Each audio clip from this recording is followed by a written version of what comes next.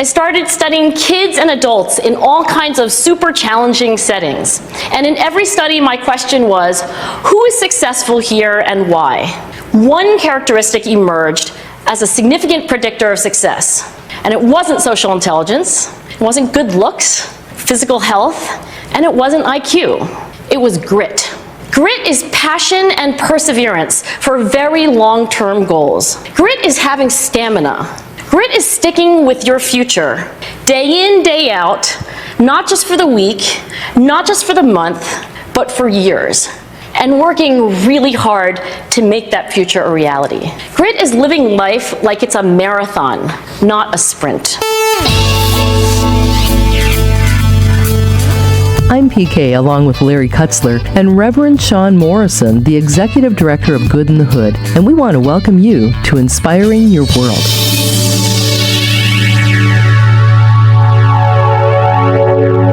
Shawn, we're down to the last 2 of the 12 traits of healthy leaders. And we're going to talk about energy today and perseverance. They kind of go together. Yep. I'm very interested in energy because I know when I don't have energy, I'll look for that cup of coffee. I'm not sure that's what you're referring to, but energy is very important. Why? Yeah, well, it's, like anything, you can know what to do, but do you have the will to do it? And do you have the capacity to do it? Energy is what gives us that. I read the Bible, of course, as a Christian and as a leader, and I remember a passage. It was the life of Moses. At the end of his days, he was 120, and it says his eye was not dim and his vigor or his energy was not diminished. And I thought, wow, that's a powerful statement. And you see that also, in other players in Scripture where they were older. Caleb is another one that comes to mind, and he felt like he was a younger man, even though he was older in days, and so forth. And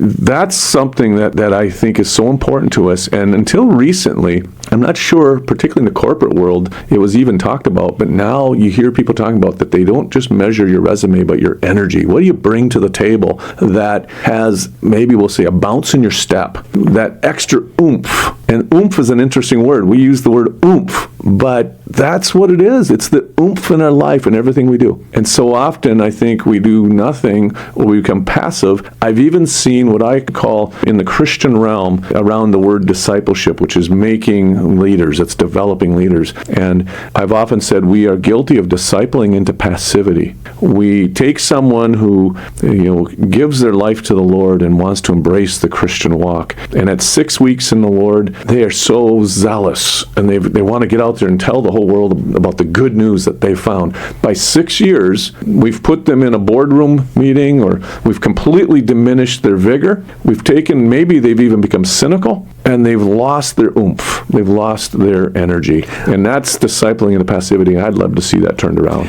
Well, there's so many obstacles to overcome, and our world is a negative world. Yeah. I mean, all you have to do is watch the news, right? Network news at night, and it's all negative. Right. And so you end up becoming like that which you associate. So it really takes a lot of work to remain positive and have that energy. How do you do it? Yeah, well, I think, again, we have said this many times, but you have to have purpose. If you're aiming at nothing, then you've got no place to direct your energy. So you just leak. That's good. You just leak. And so you see people who retire and they take on a hobby. Why do they take on a hobby? Because they've got energy that's just sitting there oozing out and they want to direct it. So the key component here is it's not always just getting the energy, it's directing what you do have. There are things, certainly biological things, as we get older, our energy diminishes, but there are things that we can do to enhance it. It says, in Scripture, you'll walk and not grow weary, you run and not faint. There's this thing called a second wind. There's studies have shown you get that, but energy begets energy. So you employ it in a focused manner and you find that it enhances itself. It begets itself. And so you also need, I think, to be around people who also have that, right? I mean, if you're around negative people all day, you're going to be negative. So you have to find good associations that have that same kind of energy, or at least a portion of it. Yeah, for sure. And you mentioned being around people that have a positive association, but you got to also be around people. If you're isolating, you will lose energy. He who separates himself seeks his own desire, it says in Proverbs. And I think that isolation is probably one of the more difficult ones to identify, because we tend to go, well, I don't feel like it. And we have to make an intentional choice to push ourselves past what we feel, to do what we know is best in every context, and we will become better people, and this includes the energy place. I love this last one because I think there's an element in this one that all the other traits need, and that is perseverance.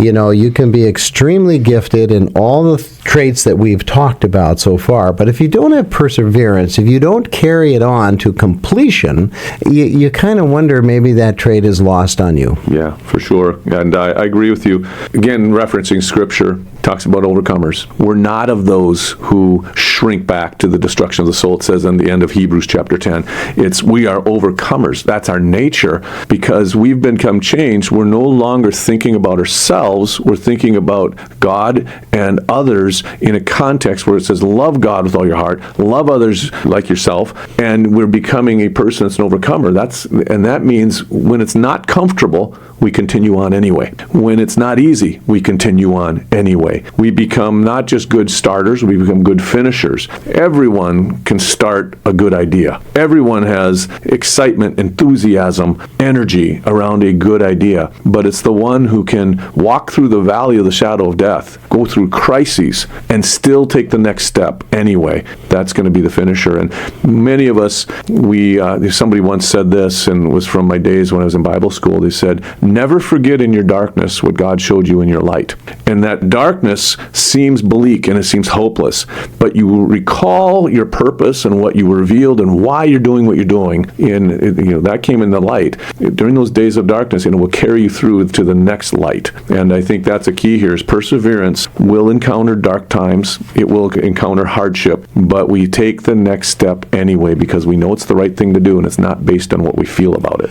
I heard it said recently that without perseverance, we quit the vision. Without perseverance, your vision will be limited. And without perseverance, you can lose all vision. So I think in successful people's lives or stories of great corporations, they all had to go through that dark moment, and they had to survive that in order for them to get on the other side to success. Yes, for sure. All of us, anything we did that's worthwhile has to overcome something, because if it didn't, everybody would do it.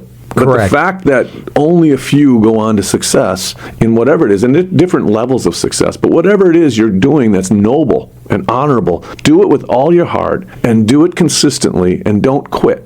That it's sometimes not the person who does it the quickest, but the one who just doesn't quit, the old tortoise and the hare story. But the fact is, if it's worthwhile, then continue. Don't look to the right or to the left, look ahead. I like to say, just don't quit. When you think you can't, move on, take one more step. Keep it small. And I think it comes back to how we keep perseverance going in our lives is the values and some of the other traits that we've talked about on this series, correct? Yeah, absolutely. Perseverance is, they're all keys, but you won't accomplish anything if you don't have perseverance. You will start many things and finish none. For more information about Reverend Shawn Morrison's organization, visit goodinthehood.org. Join us next time for Inspiring Your World.